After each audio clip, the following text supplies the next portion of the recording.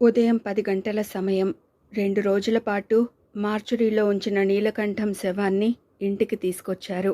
ధన్వి ఢిల్లీ నుంచి రాగానే. బ్రతకటానికి మాత్రమే కాక శవాన్ని శవంగా బ్రతికించుకోవడానికి కూడా అద్దె చెల్లించడం అవసరమన్న సత్యాన్ని ఇప్పుడే తెలుసుకున్నాడు ధన్వి. బడలికగా కదులుతున్న కాలం, స్తంభించిన గాలి, అగ్ని జిహ్వల్లా సూర్యకిరణాలు నేలని మండిస్తుంటే తండ్రి మొహంలోకి చూశాడు ధన్వి. ఇంకా చెరగని అసంతృప్తి. కుహనా మర్యాదల గురించి చెప్పి చెప్పి అలసిపోయిన నాన్న తనకు తానే చెక్కుకున్న అసంపూర్తి శిల్పంలా అనిపిస్తున్నాడు. శవం పక్కనే కూర్చున్న అమ్మ ఇంకా మిగిలిన కన్నీళ్లతో నాన్న చెంపల్ని తడిపేస్తూ 25 ఏళ్ల అనుబంధాన్ని గుర్తు చేసుకుంటోంది, గుండె అవిసేలా రోదిస్తూ. తండ్రితో పాటు అతడి ఆఫీసులో పనిచేసే కొలీగ్స్, వీధిలోని పరిచితులు చాలామంది చూసి వెళుతుంటే సామ్రాజ్యం అమ్మని ఓదార్చాలని విఫల ప్రయత్నం చేస్తోంది. ధన్వి ఏడవడం లేదు. ఎందుకేడవాలి అన్న ఆలోచన కాదది. అతడికి తెలీదు కారణం. అందరినీ విస్మయపరుస్తున్న విషయాల్లో ధన్వి కంటతడి పెట్టుకోకపోవడం కూడా ఒకటి. నిజమే, తన జీవితంలో మరో కొత్త అధ్యాయం మొదలైంది. తండ్రి లేని కొంపలో ఇక అమ్మకి అన్నీ తనే కావాలి. అయినా అది పూడ్చలేని వెళితే. అసలు ప్రతిరోజు తండ్రి చేసే అల్లరి హడావుడి లేకపోతే అమ్మ శ్మశాన స్తబ్దత లాంటి ఆ ఇంట ఎలా అడ్జస్ట్ కాగలుగుతుందో ధన్వికి అర్థం కావడం లేదు. ఎవరో గైడ్ చేస్తుంటే యాంత్రికంగా తండ్రి శవానికి స్నానం చేయించాడు. కొత్త బట్టలు తొడిగాడు. ఆ తర్వాత అంత్యక్రియలు పూర్తి చేశాడు యాంత్రికంగా.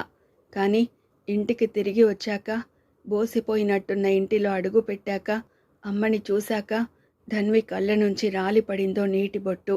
అంతసేపు ఉన్న నిగ్రహం సడలిపోయిందేమో. ధన్వి గదిలోకి వెళ్ళాడు. కిటికీ దగ్గర నిలబడి వసారాలోకి చూస్తుంటే నాన్న ఇంకా తనని తిడుతున్నట్టుగానే ఉంది. అమ్మ బ్రతికి ఉన్న శవంలా ఓ మూల కూర్చుని ఇందాక నాన్న శవాన్ని ఉంచిన చోట వెలిగే దీపాన్ని ఏకాగ్రతగా గమనిస్తోంది. వెక్కి పడుతూ అమ్మ దగ్గరికి వెళ్ళాలని ఉంది. అక్కున చేర్చుకుని నేనున్నానమ్మా అని ఓదార్చాలని అనిపించింది. కానీ ధైర్యం చాలడం లేదు. కదిపితే బావురుమంటూ కుప్పకూలిపోతుందనిపించిందో, లేక అందరిలా ఓదార్చగల సమర్థత తనకి లేదనిపించిందో అలాగే చూస్తూ ఉండిపోయాడు చీకటి పడేదాకా. గదిలో లైటు వెలిగింది. కాదు, సామ్రాజ్యం వెలిగించింది. సామ్రాజ్యం పలకరిస్తుందనుకుంటే అలాంటి ప్రయత్నం చేయకుండానే వెళ్ళిపోయింది. తన వాళ్ళంటూ ఎవరూ లేని ఆ కుటుంబానికి సామ్రాజ్యం అన్నీ తనైనట్టుగా వంట కూడా చేసింది. బడలికగా కూర్చుని చూస్తున్నాడు. సామ్రాజ్యం బుజ్జగిస్తూ తినిపించబోతే అమ్మ తినకుండా మొరాయించడాన్ని. ఆ క్షణంలో కూడా నాన్న గురించే కథలు కథలుగా చెబుతుంది అమ్మ. కన్నీళ్లని దోసిళ్లతో తాగుతూ సశేష స్వప్నం అనిపించిన దాంపత్య జీవితంలో ఇక లేని తోడు గురించి బాధతో మౌన ఘోషలా ఏకరువు పెడుతోంది. ఓ మనిషిని ప్రేమగా లాలించడానికి బంధువే కానవసరం లేదు, మనిషి అయితే చాలన్న సత్యాన్ని నిరూపిస్తోంది సామ్రాజ్యం. ధన్వి నిస్త్రాణగా తల పైకెత్తి చూశాడు. నువ్విలా గదిలో దాక్కుంటే ప్రయోజనం లేదు, ఎగతాళిగా అనలేదు.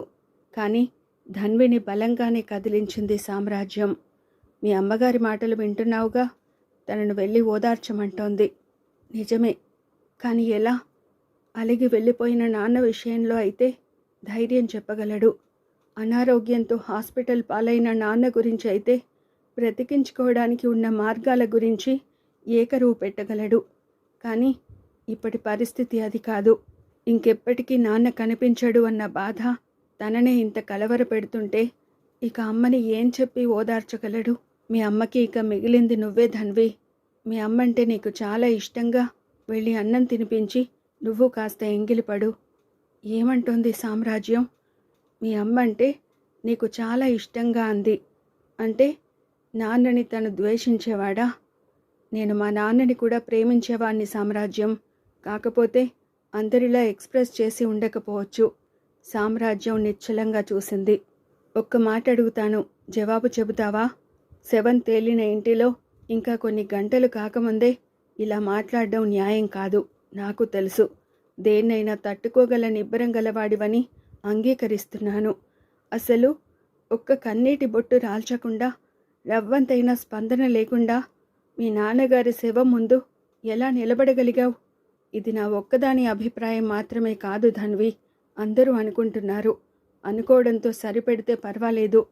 రోజూ సాధించే మీ నాన్నగారి బెడద నీకు తప్పినట్టు ప్రవర్తించావంటున్నారు అంతా. అది నా బాధ. ధన్వి భావరహితంగా చూశాడు తప్ప ఆవేశపడలేదు.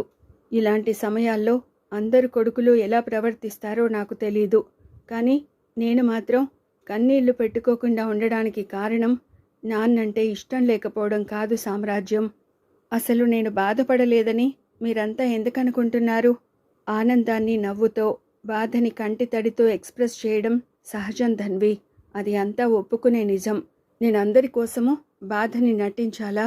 వెంటనే ఓ ప్రశ్నని సంధించాడు. దుఃఖ సమయంలో కంటతడి పెట్టుకోవడం ఒక్కటే కాదు సామ్రాజ్యం.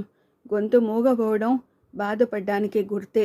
బావురుమనడమే కాదు, బ్లాంక్గా నిలబడిపోవడం వేదనలో భాగమే అయినా సహజంగానే మాట్లాడే శక్తిని కోల్పోతున్నట్టు అన్నాడు ధన్వి.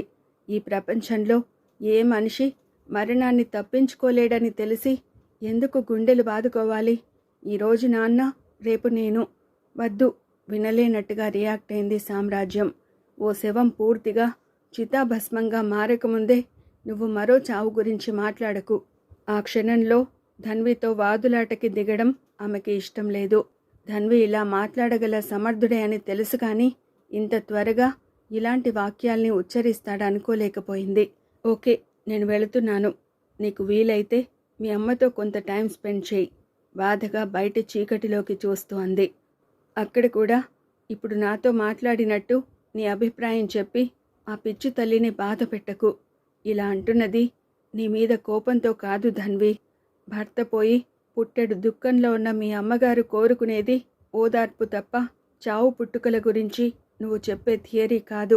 ఆ తర్వాత సామ్రాజ్యం అక్కడ నిలబడలేదు. మరో 5 నిమిషాలు భారంగా గడిచాయి. ధన్వి కూడా కదిలాడు. అమ్మా! జవాబు లేదు. బ్రతుకుపై ఆశ లేని దానిలా ముడుచుకుని చీర చెంగుతో కళ్ళొత్తుకుంటోంది సావిత్రమ్మ. తల్లి సమీపంలో కూర్చున్నాడు. ఎప్పుడో 18 ఏళ్లప్పుడు ఒక మగాడికి భార్యగా ఆ ఇంట అడుగు పెట్టిన అమ్మ 2.5 దశాబ్దాల పాటు ఒక మనిషితో జీవితం పంచుకుని ఇది శాశ్వతమే అని నిన్న మొన్నటిదాకా అనుకున్న ఓ స్త్రీ 3 గదుల ఇంటిలో కంటి నిండా కలల్ని పేర్చుకుని నిద్రలో నిశ్శబ్దంగా కట్టుకున్న వాడికి సేవ చేయడం గురించి మాత్రమే ఆలోచించిన ఓ ఆడది నిట్టూర్పులు, నవ్వుల ఆనందాల అభినందనలు, కోపతాపాలు అన్నీ దేవుడు అందించిన వరాలే అని సంతృప్తి పడుతూ బ్రతికి ఇదిగో ఇప్పుడు పగిలిన గుండె అంతర్మథనాన్ని బ్రతుకు కథనంగా మార్చుకుని ఎలా బ్రతకాలా అనుకుంటూ కుమిలిపోతోంది.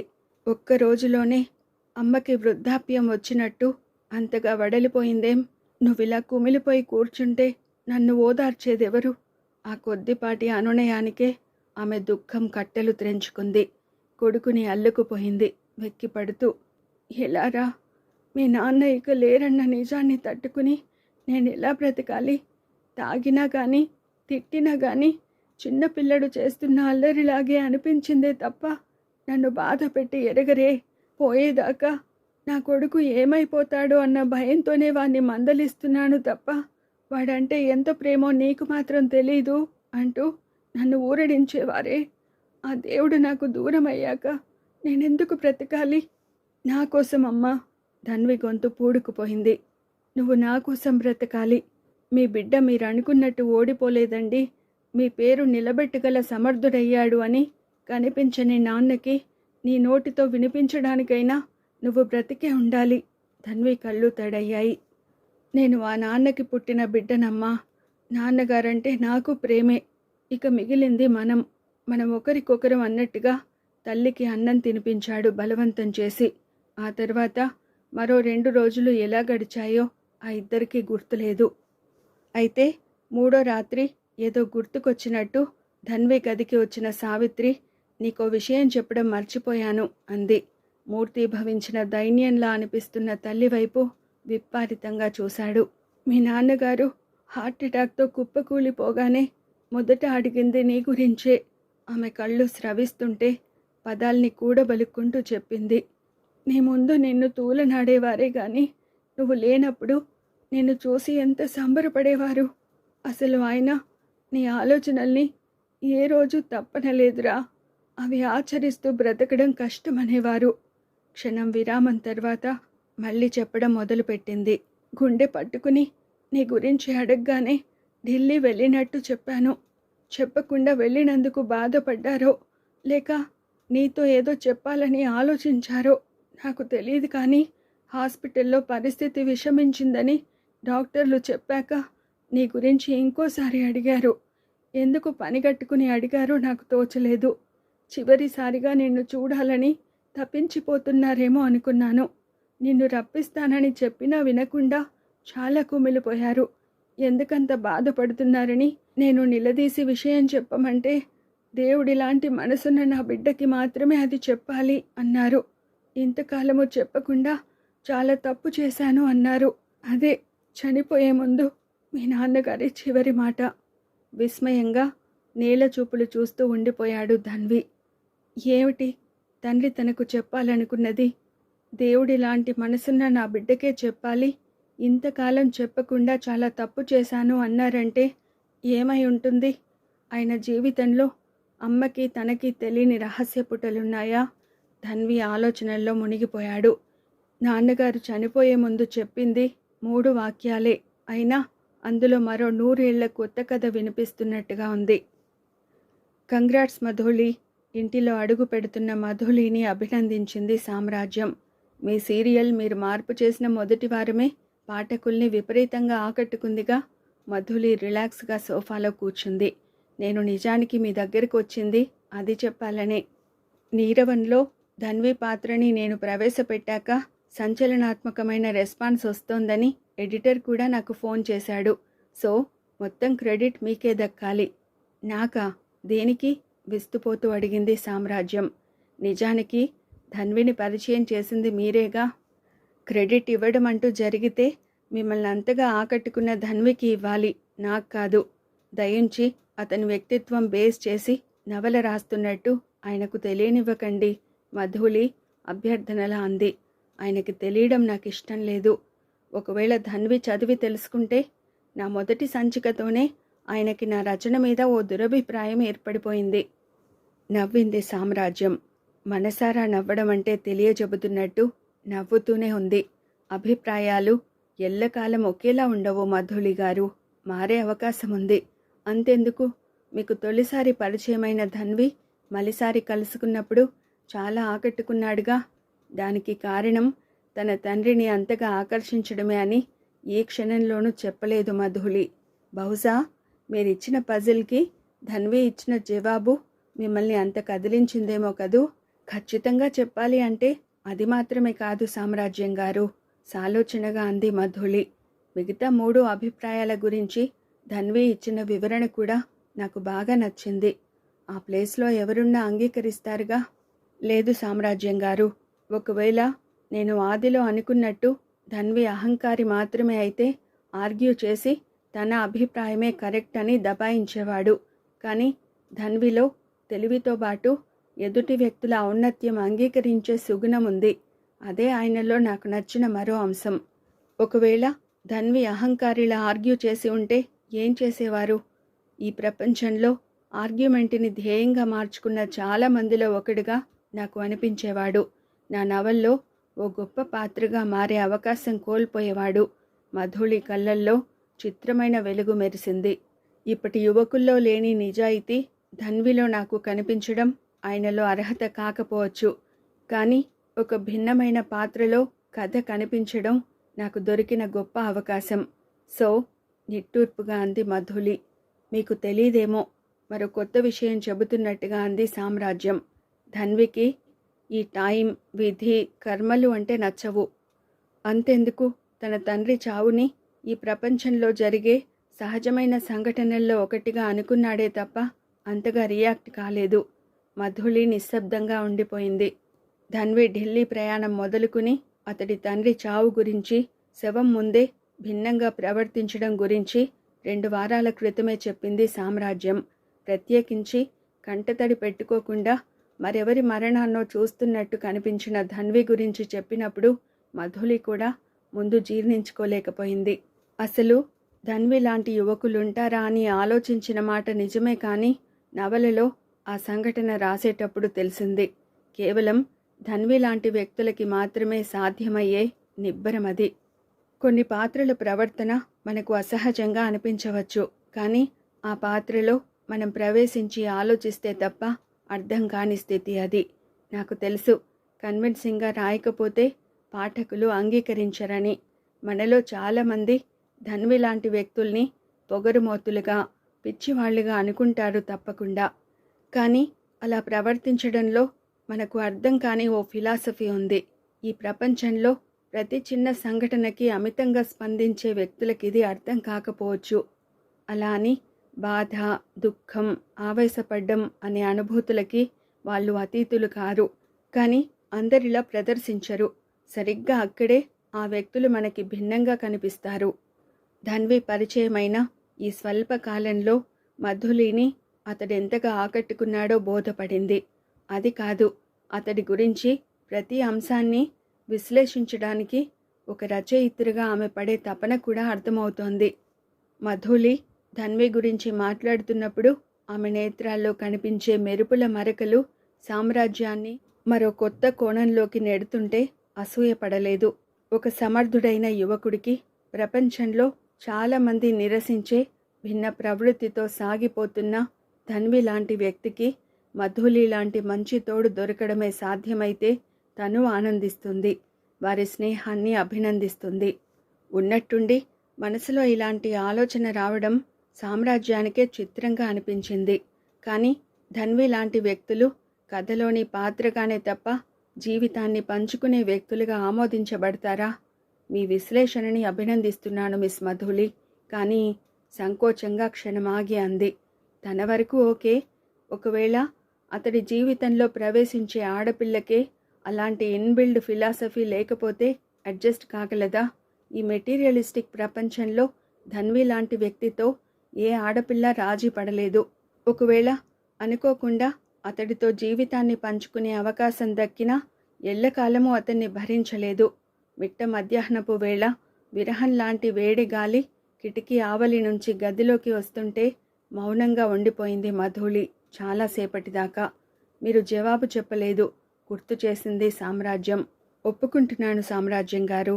పెళ్లిదాకా కలల్లో బ్రతకడం అలవాటైన ఆడపిల్లకి తన ప్రతి కదలికని కట్టుకున్న మగాడు ఓ కవితలా వర్ణించాలనుకునే అమ్మాయిని ఒప్పించడానికి, మెప్పించడానికి మాత్రమే భాష ఉపయోగించే మగాళ్లలో ధన్వి ఒకడు కాదనుకుంటుంది. అతడి ప్రతి మాట నొప్పించడానికి చేసే ప్రయత్నంగా ఆలోచిస్తుంది. కానీ లేని ఇష్టాన్ని నటించే మగాళ్ల కన్నా, భ్రాంతిని నిజమనిపించేట్టు ధ్వనింపజేసే భర్తల కన్నా, త్రికరణ శుద్ధిగా మోసం చేసే వ్యక్తుల కన్నా ధన్వి గొప్పవాడు అని తెలుసుకుంటుంది. తనకంటూ విచక్షణ ఉంటే. అఫ్కోర్స్ ధన్విలాగే అలాంటి అమ్మాయిలు అరుదే, ఎక్కడో మీలాంటి వాళ్ళు తప్ప. అర్ధోక్తిగా నోరు జారిన సామ్రాజ్యానికి ఆ తర్వాత కానీ తను చేసిన పొరపాటు అర్థం కాలేదు. క్షమించండి మధులి, నా ఉద్దేశం, నేను తప్పుగా అనుకోవడం లేదు, కాబట్టి మీరు ఫీల్ అవ్వాల్సిన అవసరం లేదు. సామ్రాజ్యం ఎందుకన్నా గాని మధులి నిజంగానే అదోలాంటి స్పందనకి లోనైంది. ఏ శాశ్వత మౌన ప్రవాసం నుంచో హఠాత్తుగా దారి తప్పి నిన్నటిదాకా కోరని ఏ పిల్లగాలుల సవ్వడికో అనవంత కదిలినట్టు. ఎవరికి అంతు చిక్కని మనసు రాయి నుంచి ఉన్నట్టుండి ఏ మొక్కో మొలిచి నాకు పూసే పూలన్నీ నువ్వు మాలలుగా అల్లుకోవడానికే అని గుండె హిమతల్పంపై వెన్నెల్ని కురిపించి స్వప్నానికి మధ్య విరామం లాంటి ఒక అందమైన అనుభూతిని అందించినట్లు, ఏ అక్షరాల అంతఃస్వరాలో నేపథ్య గేయాలుగా మారి జీవితాన్ని సజీవం చేస్తున్నట్టు అనిపించి ఇక అక్కడ ఉండలేనట్టు పైకి లేచింది బిడియంగా. అప్పుడే వెళ్ళిపోతున్నారేం అనబోయి ఆగిపోయింది సామ్రాజ్యం. ధన్విని పరామర్శించరా? అర్థం కానట్టు చూసింది మధులి. అదే మధులి, వాళ్ళ నాన్నగారు పోయినట్టు ఆ రోజే చెప్పానుగా, పలకరిస్తారేమో అని. కర్టసీగా పలకరించాలనుకున్నాను, కానీ ఆ పని చేయలేకపోయాను. ఎందుకు అంటే నా దగ్గర ఖచ్చితమైన జవాబు లేదు. బహుశా మా పరిచయం చాలా స్వల్పం అనిపించడం కావచ్చు. లేదు, ఏ ఓదార్పు అందని ఆ వెలితిని మాటలతో పూడ్చడం సాధ్యం కాదన్న భావం కావచ్చు. అసలు కారణం అది కాదు. ఆ నిజం ఇప్పుడే తెలిసిందా? అయినా తనకు తానుగా ఓదార్చుకోగల ధన్వి లాంటి వ్యక్తులకి నా పరామర్శ అంత అవసరం అనిపించలేదు సామ్రాజ్యం గారు. కానీ అతడు ఆశించి ఉండొచ్చుగా. ఆశించే మనిషి అయితే అప్పుడతడు ధన్వి కాలేడు. కానీ గొప్ప సర్జన్ అయినా కానీ తనకు జబ్బు చేస్తే తనకు తానే సర్జరీ చేసుకోలేడు. మరో సర్జన్ మీద ఆధారపడతాడుగా అంది సామ్రాజ్యం నవ్వుతూ. అలాంటి సర్జన్గా ఆయన్ని సమీపించాలి అంటే మీకున్నంత చనువు ఉండాలి సామ్రాజ్యం గారు. వారం వారం రాసే మీ నవల గురించి నేను అడుగుతున్నాను మధులి, ఉత్సుకతగా అడిగింది సామ్రాజ్యం. ధన్వి పాత్రలోని విశిష్టతని అర్థం చేసుకున్న రచయిత్రిగా సీరియల్ రాస్తున్నారు మీరు. రాబోయే వారాల్లో ధన్వి కథని ఎలాంటి మలుపు తిప్పబోతున్నారు? మధులి జవాబు చెప్పలేదు. చెప్పగలగడానికి ఆమె నవల చివరిదాకా ఆలోచించలేదు. ఆలోచించేదే, కానీ ధన్వి పరిచయం ప్రారంభం దగ్గరే ఆగిపోయింది. ఒకవేళ ధన్విని తరచూ కలిసే అవకాశం దక్కితే పటిష్టమైన మలుపులతో ముందుకు నడిపించగలదేమో. పోనీ నన్ను ఊహించి చెప్పమంటారా అంది సామ్రాజ్యం. వెల్కమ్. ఈ ప్రపంచంలో ఇమడలేని పాత్రగా నడుస్తున్న ధన్వి లాంటి వ్యక్తులు చివరికి మారేది విప్లవకారుడిగానే మధుళి. అవినీతితో రాజీ పడలేని వాళ్ళు, అరాచకాన్ని భరించలేని వాళ్ళు సంఘంతో పోరాటం మొదలు పెడతారు. చివరికి అందరికీ శత్రువుగా మారి ఏ నక్సలైట్గానో ముద్ర వేసుకుని. లేదు, అర్ధోక్తిగా అంది మధులి. అలా జరగదు సామ్రాజ్యం గారు. కనీసం నేను రాసే పాత్రనైనా అలా వెళ్ళనివ్వను. అంటే సమాజాన్ని మార్చేయగల పాత్రగా ముగింపు ఇస్తారా? ఏం చేస్తానో వెంటనే జవాబు చెప్పలేను. కానీ ఆ పాత్రని ఆశావాదంతోనే బ్రతికించుకుంటాను. ఎందరో యువకులకి మార్గదర్శకత్వం వహించే స్థాయిలోనే నడిపిస్తాను. జీవితం కథ కాదు మధులి. కనీసం నా కథని అతడి జీవితంగా అనిపించేట్టు రాస్తాను.